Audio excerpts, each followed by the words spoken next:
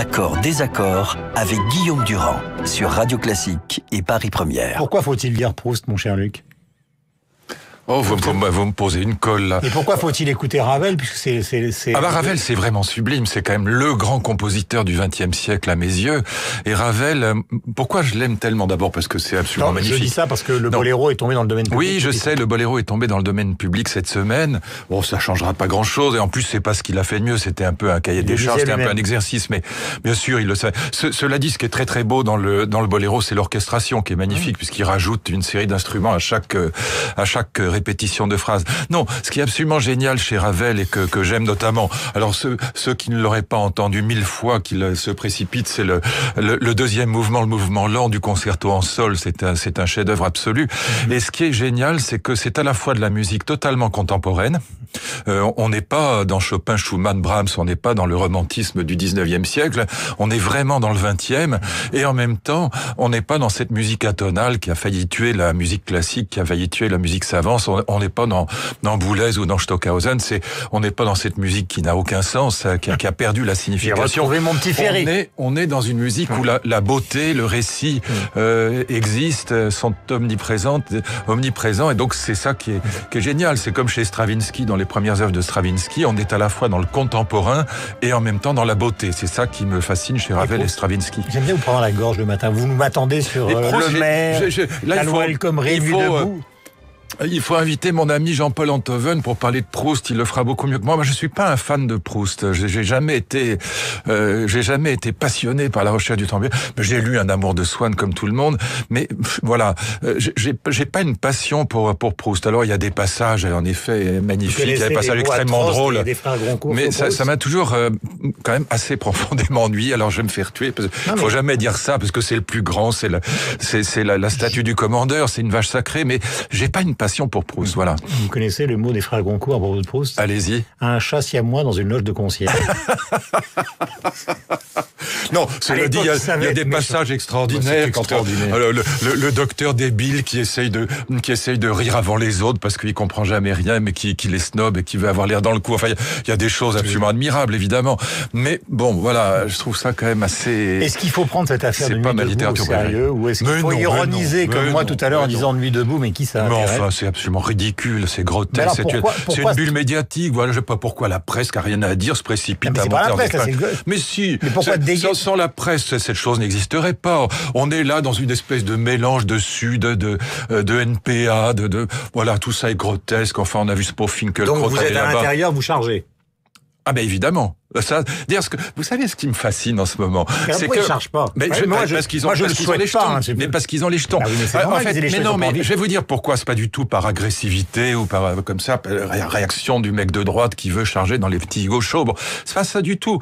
Simplement, le sentiment de l'impuissance publique est en train de monter. Impuissance à régler le problème du chômage, impuissance à protéger contre Daesh, et impuissance même à faire régner l'ordre public le plus élémentaire jusqu'au cœur de la capitale. Enfin, ça n'a... Et donc, ce sentiment d'impuissance publique, je ne cesse de vous le dire, il est à l'origine de la montée du Front National. Ils ont peur de Malek Oussekine. C'est ça le problème. Mais évidemment, ils ont peur qu'il y ait un blessé. Voilà. Donc, de quoi on fait rien. Vous seriez ministre de l'Intérieur, vous auriez exactement les mêmes préventions. Ah ben, j'aurais les mêmes problèmes. En tout cas, c'est certain. Mélenchon a déjà dit. Je ne jette pas la pierre à Cazeneuve. Je comprends très bien qu'il y a une vraie difficulté. Je dis simplement que faites attention. Le sentiment de l'impuissance publique, c'est le terreau du Front National. Le sentiment que nos politiques sont incapables de régler le moindre problème, même une petite manif à Paris, ils n'y arrivent pas. Et ça, c'est grave. Voilà, c'est ce sentiment d'impuissance publique. Et vous le disiez tout à l'heure, je vous entendais en venant dans ma voiture, vous disiez, mais enfin, les types qui se lèvent le matin à 6h, comme d'ailleurs vous et moi, et qui travaillent toute la journée, quand ils entendent Nuit debout, attendez, allez vous coucher. Hein. Mais justement, le problème, c'est que c'est compliqué à régler. Compliqué. Regardez Mélenchon à l'avance, il a dit si ça continue comme ça, il y aura un mort. Oh oui, bien sûr. Mélenchon, c'est pas ma boussole dans l'existence. Non, mais enfin, on a quand même une armée, on a quand même des flics, on a quand même une police, on a quand même des CRS. Bon, voilà. Mais 68, c'était autrement plus violent. C'était 1000 fois plus violent. Et il n'y a pas eu de mort. Enfin, il y en a eu un ou deux, mais pas du fait de la police. Il y a un malheureux qui a sauté dans la Seine. Mais sinon, il n'y avait quasiment pas. C'était 1000 fois plus violent. Moi, je me souviens du hall de Sciences Po qui était couvert de sang. C'était quand même très violent en mai 68. Beaucoup plus violent qu'aujourd'hui. Et donc, si on n'est pas capable de régler ça, franchement, dans ce cas-là, le gouvernement, à quoi il sert? Question concernant la droite. Est-ce qu'on peut franchement faire de la politique avec des idées? C'est le point de vue de Nathalie Kosciusko-Morizet. Oui, enfin, il faudrait en avoir aussi. Est-ce qu'on peut vraiment considérer, justement, parce que vous avez écrit un livre sur ce thème aujourd'hui, c'est-à-dire l'évolution numérique de la société, est-ce qu'on peut envisager de faire la politique comme ça, ou est-ce qu'il faut vraiment reprendre les bonnes vieilles méthodes chiraciennes, le terrain, le salon de l'agriculture? Non, ce qui me fascine, c'est qu'en effet, je pense que... Comme s'il n'y avait pas d'interaction possible entre les deux mondes. Oui, c'est vrai que c'est navrant et je pense que à la fois nos intellectuels, la plupart d'entre eux, et nos politiques vivent encore avec les catégories de la pensée du XVIIIe siècle. C'est même pas du XIXe. C'est-à-dire, par exemple, on est laïcité contre religion, on est république, respublica contre atomisation et communautarisme. Bon, tout ça sont des catégories qui sont issues de la Révolution française, qui viennent déjà avant dans la philosophie politique du XVIIIe siècle. Et ce que nous sommes en train de vivre, c'est la troisième révolution industrielle, la révolution de la robotique et de l'intelligence artificielle, qui encore une fois est la plateforme commune à la fois à la technomédecine et puis à l'uberisation du monde, parce que sans l'intelligence artificielle, il n'y a pas Blablacar, il n'y a pas Airbnb, mais il n'y a pas non plus de séquençage du génome. Oui, mais il y a Trump. Et donc ça, nos politiques, qui vient de nulle part et qui pardonnez-moi, mais qui se je ne dis pas que ça l'intéresse pas à titre personnel, hein, parce que dans ces entreprises. Mais c'est ça qui va bouleverser le monde. C'est ça qui va changer le monde. Lui, regardez sa campagne, c'est pas du tout ça. C'est le mur, pas non plus les Mexicains, les femmes. C'est pas plus que Mélenchon n'est ma boussole, Trump n'est ma boussole. Je dis simplement que le monde, aujourd'hui, ce qui se passe, cher ami, c'est que les GAFA, Google, Apple, Amazon, Facebook, Microsoft et les autres, sont en train de changer le monde indépendamment des politiques. C'est ça le problème de fond. Les politiques sont restées locales, nationales, étatiques, et le marché est devenu mondial. La discrépance, l'écart entre les deux est fascinant. Et donc nos petits politiques là qui viennent, qui nous parlent de communautarisme et mais ils sont totalement à côté de la plaque. Cette troisième révolution industrielle, elle est faite par les grandes multinationales américaines. Elles sont 1000 fois plus puissantes que les États. Elles sont en train de bouleverser le monde sans que nos politiques s'en aperçoivent. Je ne vous ai pas interrompu car je suis d'accord avec vous, mais comment vous inscrivez ça dans une campagne électorale où on vous dit lève le coude? Parce que c'est bien d'avoir un point de vue intellectuel, mais moi je vous pose des questions du point de vue du politique. Ah non, mais attendez, intellectuel, moi je veux être candidat à la présidence. Je suis quand même un des rares à avoir fait ministre pendant 2 ans, donc je sais à peu près de quoi je parle en politique. Non, je pense qu'en effet, ces questions devraient être au cœur de la campagne électorale. Il devrait y avoir 2 questions. Il devrait y avoir la question de qu'est-ce qui fait bouger le monde aujourd'hui, et bien évidemment, c'est les GAFA, c'est les États-Unis. Google, Apple, Amazon, Facebook, c'est la société civile américaine qui est en train de transformer le monde, sans que nos politiques locaux s'en aperçoivent. Mais deuxième point, comment avoir une assiette assez large pour le président de la République afin d'être capable de faire des réformes? Qui est capable d'avoir une assiette assez large? Ça vous l'avez répondu plusieurs fois. Voilà. Et donc, mais peu importe les noms, ça m'est égal. Mais il continue à penser en termes de méthode politique. Comment gouverner? Est-ce qu'on va gouverner par ordonnance ou pas par ordonnance? Est-ce qu'on va faire les réformes dans les 6 mois ou pendant les 6 mois? Mais le problème n'est pas là. Le problème est de savoir quel est le nombre d'électeurs que vous représentez, quelle est l'assiette politique qui est la vôtre. Si vous voulez réformer le pays, il faut une assiette large. Sinon, vous ne pouvez rien faire. Depuis le début. Mais évidemment. Et d'ailleurs, je défends aussi depuis le début le fait que si Hollande est en si grande difficulté, c'est qu'il perd forcément à gauche sans gagner à droite, et donc il a exaspéré les troupes de gauche, c'est ça, Nuit debout et les autres dans la rue, parce que sa campagne électorale était une campagne de gauche traditionnelle démago, et qu'une fois au pouvoir, évidemment, il est obligé de faire une politique qui est plutôt une politique plus ou moins libérale. Tout à l'heure, je disais, ricanement élégant de votre part, quand Laurence Gauthier parlait de la refondation de l'école et de l'augmentation des profs. Pourquoi ? Écoutez, c'est pas la refondation de l'école. Là, avec Najat Vallaud-Belkacem, c'est vraiment la destruction d'à peu près tout ce qui marchait dans l'école. Prenons l'exemple des classes bilingues internationales et européennes. 18% des collégiens y trouvaient leur bonheur. On a supprimé ça. On a perdu 1 million d'heures de grec et de latin.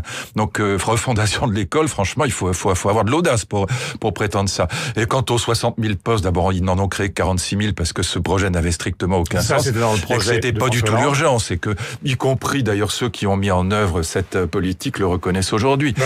On n'avait absolument pas besoin de 60 000 postes, c'était pas du tout le sujet. Et là, il s'agit d'augmenter justement les professeurs des maternelles. Franchement, ils n'ont pas été depuis 6 ans. Dans la rubrique d'abord, s'il fallait augmenter des professeurs, c'est plutôt les professeurs de collège qui sont en très grande difficulté. Mais franchement, ce petit coup d'huile de ricin dans la machine pour que ce soit bien avant l'élection présidentielle, franchement, c'est misérable, quoi.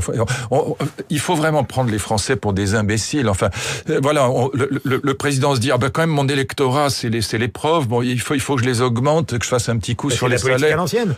Oh oui, mais enfin, c'est tellement visible. C'est ce qu'a fait Jacques Chirac, qui a été votre président de la République pendant des années. Ah oui, mais enfin, les choses se voient plus aujourd'hui que dans les années 70 ou 80.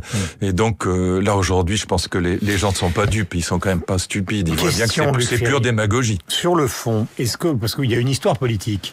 L'histoire politique, souvent, on la fait remonter au 19e siècle et même avant. Vous parliez des esprits des Lumières jusqu'à présent. Mais au fond, est-ce que tout ça est maintenant valable? Est-ce qu'il ne faut pas tout redémarrer en 2007 avec le quinquennat et les primaires qui vont avec? C'est-à-dire un système totalement nouveau. Non, il n'y a pas de système nouveau. Si on voulait vraiment un système nouveau, mais c'est injouable. Je pense que un système différent. Un système différent. Le meilleur système aujourd'hui, c'est le système allemand. Parce que le système allemand, il permet au chancelier d'avoir une assiette extrêmement large. Madame Merkel, migrant ou pas migrant. Nous ne sommes pas allemands. Voilà. C'est pour ça que je dis que c'est pas jouable, parce que l'élection du président de la République au suffrage universel, qui est donc acquise depuis 1962, on ne reviendra pas dessus. Aucun politique ne reviendra dessus. Et pourtant, c'est dommage parce que cette élection n'a pas de sens. Elle donne le sentiment qu'on a un homme providentiel, qu'on a un monarque républicain, ce qui est totalement ridicule quand vous voyez Hollande ou Sarkozy, c'est grotesque. Bon. Et donc, oui, mais ça, on ne le changera pas. Et voilà pourquoi je dis que, à défaut de changer la loi électorale, ce que, encore une fois, je crois, personne ne peut faire aujourd'hui, c'est hors de portée, il faut en tout cas réfléchir à comment avoir une assiette assez large pour gouverner. Et le seul moyen, je ne cesse de le dire, c'est d'organiser la cohabitation au lieu d'y être obligé parce qu'on a perdu aux élections législatives. Vous y croyez vraiment à chaque fois qu'ils ont été en mesure de le faire? Souvenez-vous par exemple Jacques Chirac, c'est pas le problème d'y croire, mais c'est pas le problème. Il a dit dans ses mémoires qu'il aurait dû le faire, mais il l'a jamais fait. C'est déjà beaucoup. À partir du moment où Jacques Chirac a compris, ou même Chirac comprend qu'en 2002, il aurait dû organiser la cohabitation. Vous voyez bien que Sarkozy a un peu essayé de le faire quand il a débauché 2 ou 3 types qui étaient en mal de ministère. Mais évidemment. Donc en fait, ils sentent bien qu'il faut changer ce système-là. Et donc je le dis, ou bien on le fait, ou bien on le fait pas, mais le seul moyen d'avoir une assiette assez large, c'est de mettre quelqu'un de l'opposition présentable à Matignon. Voilà.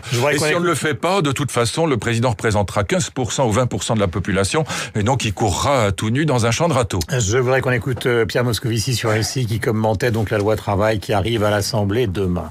C'est le type de réforme que, oui, un pays devait faire sans doute plus tôt, et doit faire de manière résolue, mais en même temps de manière équilibrée. Vu de Bruxelles, il est souhaitable qu'il y ait une réforme du marché du travail en France, bien sûr. Est-ce que c'est celle-là? Après, je respecte la souveraineté populaire et le rôle des parlements. Jean-François Copé sur le même thème, il était l'invité de France Inter. C'est devenu un cas d'école de l'échec de l'action politique, puisque de reculade en reculade, cette loi qui était une loi pour sécuriser les relations de travail, pour encourager l'emploi, est devenue une loi UNEF, une loi CGT, une loi Nuit debout. Malheureusement, nous sommes arrivés à un degré de dégradation de la situation qui humilie l'autorité de l'État. Voilà les propos de Jean-François Copé. Les gens qui votent à droite ou qui vont voter aux primaires de droite, quand ils voient ce qui se passe justement à partir de cette loi qu'au départ une grande partie des gens de droite soutenaient, je parle des partis politiques, bien sûr, ils se disent finalement il y a tellement de résistance en France, on n'y arrivera jamais. Impuissance publique, je vous dis, c'est ça le fond du problème. Impuissance publique. Impuissance publique 70 000 partout. Personnes dans la rue avec la CGT, c'est peu de monde finalement. Et c'est ce que je vous dis. C'est très peu de monde, mais ça suffit pour faire reculer un gouvernement. Et pourquoi il recule? Parce qu'il est hyper minoritaire. Je vous dis, assiette large. Il faut que le président de la République représente 50% des Français et non pas 15% des Français comme Hollande aujourd'hui. Assiette large, ça suppose qu'il y ait une cohabitation Matignon-l'Élysée. Alors vous me dites c'est difficile à faire, j'ai parfaitement conscience. Je connais votre numéro. Mais si vous ne le faites pas... Vous, c'est Juppé-Védrine. Oui, ou Juppé-Macron, ou Juppé-Gallois, ou Juppé n'importe quel social-démocrate présentable. Ça m'est égal. Ce que je vous dis, c'est que mais évidemment, si ça n'est pas fait, j'entends parfaitement l'objection, mais à après quelle majorité à l'Assemblée législative. Tout ça, je connais par cœur.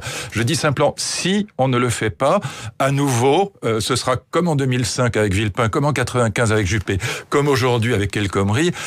Toute réforme, un tant soit peu audacieuse, sera bloquée par la rue. Quand vous représentez 15% de la population, ça veut dire que vous avez 85% contre vous. En démocratie, c'est pas jouable. Voilà. Et Madame Merkel, encore une fois, elle représente 70% des Allemands. Comparez les deux systèmes et vous comprendrez tout. Alors après, quelles sont les solutions ? Je suis tout prêt à en discuter, mais au moins posons le diagnostic. Si le président de la République ne représente que 15% de la population, aucune réforme difficile n'est faisable. Et c'est pas après une question de courage, dire tenez bon. Souvenez-vous de Juppé 95.